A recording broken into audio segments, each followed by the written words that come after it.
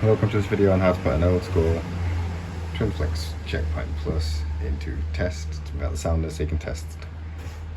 What you're going to do is press Alt, followed by the code. The default code for this is 514. Gives you the code enable. Press and hold Alt and hit disable alarms.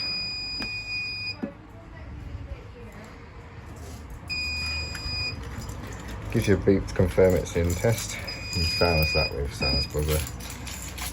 And if we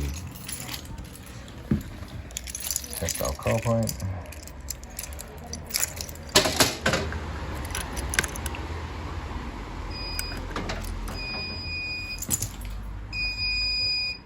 goes into fire, but no sound is. Silence it then, silence alarms, reset system. Go back to normal. Again, if you haven't got your access, press Alt 514. If it's still accessed, press and hold Alt, hit disable alarms, goes back to normal. Alt 514 disables controls. Thanks for watching, please like and subscribe.